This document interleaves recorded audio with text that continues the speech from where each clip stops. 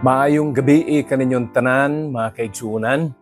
Akong ginapasalamatan ang Dios sa paghatag niya ug kahigayunan kanato karon nga naa na pud sa lain nga hugna kun lain nga session sa ato ang midweek prayer meeting.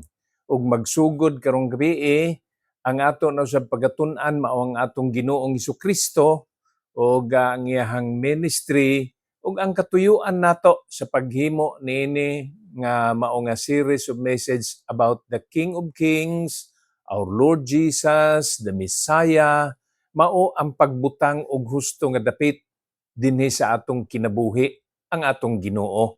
O gay mo kalimot nga unta sa atong pagtuon sa atong Ginoong Kristo, mapahaluna gyud siya pag-ayo sa atong kinabuhi. Din ang iyang ngalan mao'y mapasidunggan or to be honored. And then he will be praised o atong mahimaya. Unya ang ikatulo ato gyud sab siyang matuman ug masunod sa iyahang buot igatudlo ug igasulti kanato or to be obedient to what he says to us.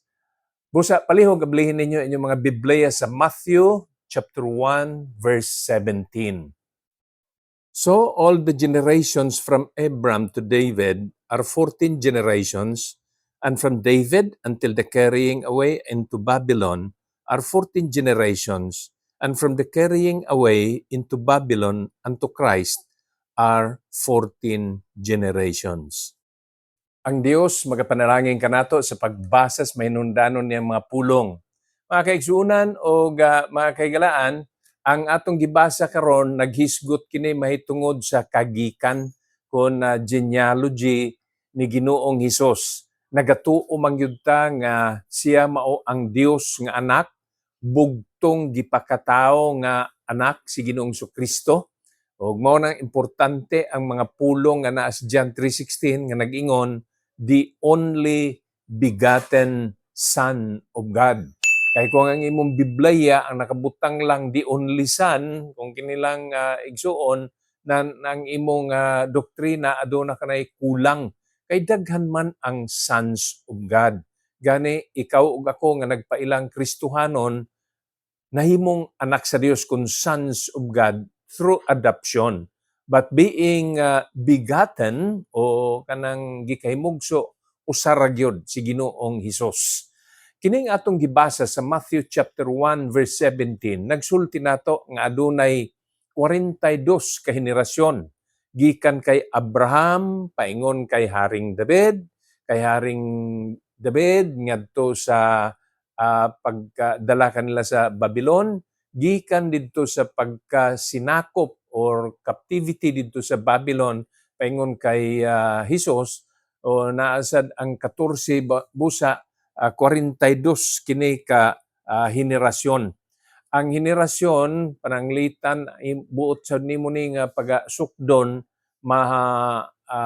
rough estimate man ang akong maihatag pero at least naa kay idea nga pwede nga ang usa ka generation pwede maibutang nato og 40 years. Pero layo kay mga kaigsunan ang ginahimo nga range sa mga Bible scholars. Dunay mga 30, ang uban paingon kana sa almost 70 is still considered as one generation.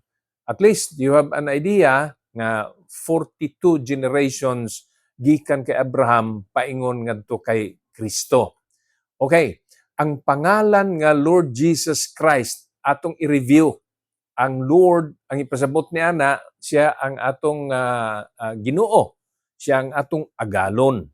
Ug ang pangalang Hesus, mao'y nagpasabot nga siya mao ang manunubos, our Savior. Ug makita na sa Matthew chapter 1. Unya ang Christ, mausad na ang iyang pagka-Mesiyas o the anointed one, mao na Messiah. O ang Lord Jesus Christ, di lang nagtapos diha ang iyang mga pangahan, daghan pa. Kay sa book of Isaiah, gitawag siya diha nga Prince of Peace, daghan, Everlasting Father, daghan ang gitawag sa iya. Apan kining tulo ka mga pangahan, Lord, Jesus, and Christ, muhisgot sa iyang pagkaagalon nato, siya ang manunubos, maingon man siya ang Mesiyas. Karon sa ato nga pagpadayon, tanaw nato ng ginatawag nga genealogy, ang mga kagikan. Ako sa akong kabahin, ang akong mga ginikanan naggikan sa Ilocos. Hantod minglalin sila sa ginatawag nga probinsya sa Pangasinan. Unya giila nga sa kabahin sa akong amahan, mga adventurero nga mga nagsuon hantod pagkahuman sa ikaduhang gubat sa kalibutan. Kuno mao na akong nabatian, may anhi dinhi sa Mindanao tungod sa tanyag sa atong gobyerno nga homestead. Nga muhatag ang gobyerno og 24 ka ektaryang luna dinhi sa Mindanao nga imo ni nga i-cultivate, imong tamnan, imong i-develop, ingon na ang tabo. Sa side sa ako ang inahan, gikan ni sa Kamiling Tarlac, dili mga inila nga mga apelyido, pandi na ko iga kaulaw ang apelyido sa akong inahan nga nasyonal og dinhi niabot nganhi sa Mindanao, particularly sa Cotabato, hantod nga ako pag edad og 10 anyos miabot ko diri sa Davao. Dili ingon nga mga ilado akong kagikan ug di pud ingon nga tinamay.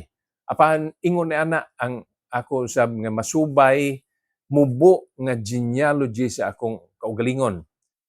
Karon ang kabahin sa genealogy ni Jesus, nindot kaayo nga aduna sa iyang mga ancestors. Di na nako masubay ang ako ra gyud ang akong papa, paingon sa lulo.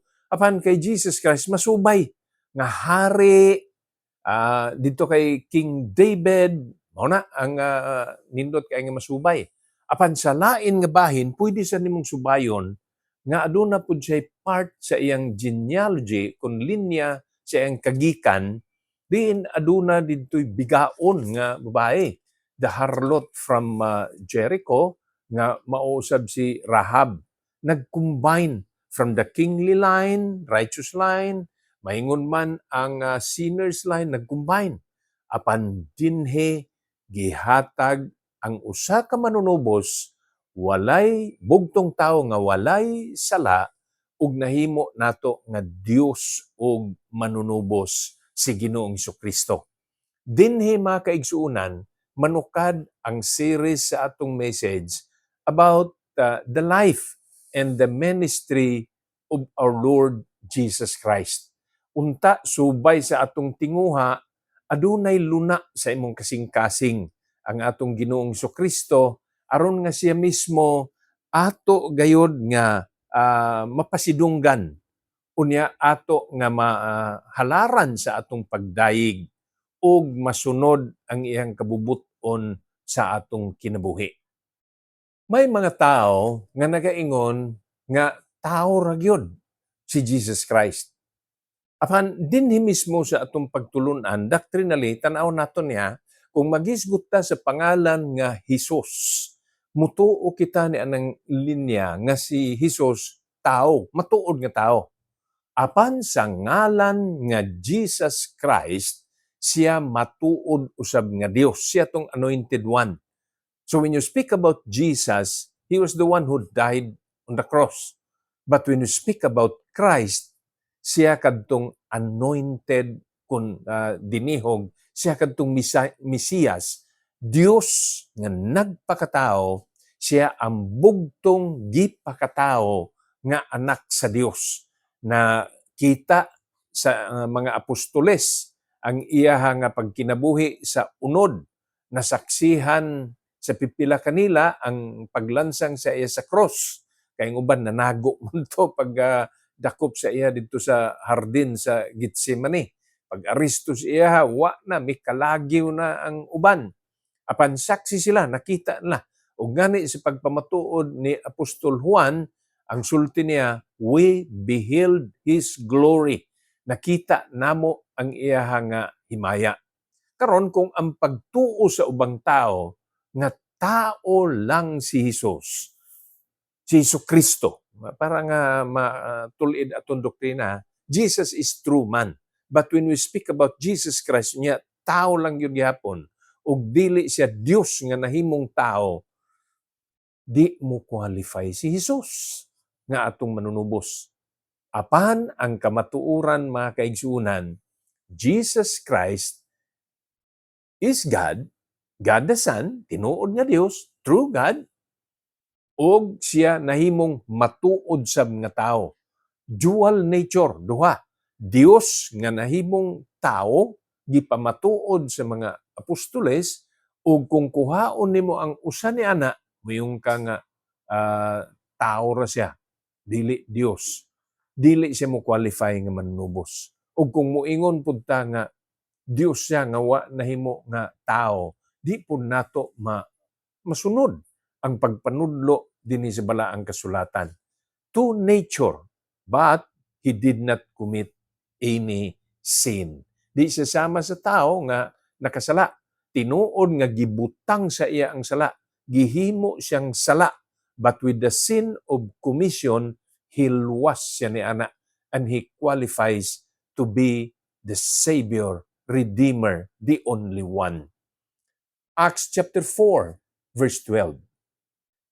Neither is there salvation in any other, for there is none other name under heaven given among men whereby we must be saved.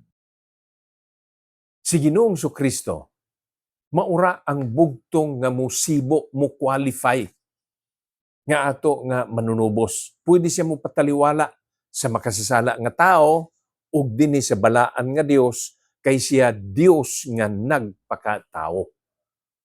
Og sa John chapter 14 verse 6 ang sulti sa balaang kasulatan, I am the way, the truth, and the life. No man cometh unto the Father but by me. Wa na gyud lain. Busa mga kaigsuunan, kung imo ning idumili ang kamatuoran, that will put you in danger of damnation. Apan, ang sa pag-ila o pagtuo kay Ginoong Kristo, diha ang paglaom alang sa kalangitan o alang sa kaluwasan. Buot na kung idugang mga kaigsuunan ang pagsubay sa pagkatao ni Ginoong Kristo. Siya ang usa ka gikahimugso nga daghan na ang propesiya mahitungod sa iya. Daghan ng mga kasayuran mahitungod sa iya. 750 years before the birth of the Messiah or the Savior Jesus. Doon na mga panagna sa iya. Klaro, gani sa Genesis panandaan, gisulti nandaan, the seed of the woman. Mao na ang gibutang daan. Pero sa Isaiah chapter 7, nindot kayo ang nakabutang diha nga mas klaro na. Siya usa ka lalaki. Unya siya ikahimugso pinaagi sa usa ka ulay nga babae. Unya sa book of Matthew, apil na sa book of Luke. Na baw-an na nga daan. Old Testament pa gani. Nabaw-an na nga daan nga siya mahimong Nazareth nun, kay didto siya sa Nazareth, makapuyo. Dili man tibuok niya nga pagkabata, pero nakapuyo siya didto. Unya, niabot sa siya og Ehipto. Panagna na nandaan. Tagsara na nga panghitabo og dili na kasarangan. Ang ako ipasabot nga tagsara, kay ang karon nga teknolohiya, pwede naman po natong mabaw-an og unsa ang upcoming nga anak. Lalaki o babae, pero naagihapon ang thrill, naagihapon ang excitement nga ang mga ginikanan karon nga magpaabot sa pagkahimugso sa ilang anak. Ang ilang pagpaabot din lalaki ba kani o babae, mabaw-an nila, healthy ba kani o dili, na sila idea, na sila giandam nga mga pangan, pero lahi ra ang pagkatao ni Ginoong Kristo. Gani, ang usa ka hari nga gisultian nga adunay nahimugso nga usa ka bata, mag-agi kini og mga kakuyaw kay abi ni Haring Herodes nga siya pagapulihan nining gikahimugso nga hari. Ug ang iyang gihimo, bisan unsa na lang nga hantod ang mga bata nga nagaedad og usa ka tuig, duha ka tuig, buot niya nga hipuson o ipapatay para masiguro nga kadtong gikabalita nga hari dili gayud makapuli sa iyaha. Okay? Ingana ka kuyaw ang iyang naagian. Apan mga kaigsuunan, God miraculously protected the Messiah, protected the Savior Jesus. Ang kabubuton gyapon sa Ginoo maoy naglabaw. Gipanalipdan siya gikan ni Haring Herodes. Unya didto sila miadto sa Egypt, natuman ang usa sa mga propesiya. Daghan man ang mga propesiya nga muadto siya sa Ehipto. Ingon na ang iyang pagkatao. Unya mibalik sila sa diha nga namatay na si Haring Herodes, ang hari nga buot mo patay kaniya, mipuyo sila dito sa Nazareth, mao nang gitawag sab siya Jesus of Nazareth. Ang prophecy natuman ug ang propesiya nagpailalang ug nagahatag lang kanato og mga kamatuoran sa pagkamatuod nga si Ginoong Jesucristo mauni ang naa sa prophecy nga ikahimugso nga mahimo natong manunubos.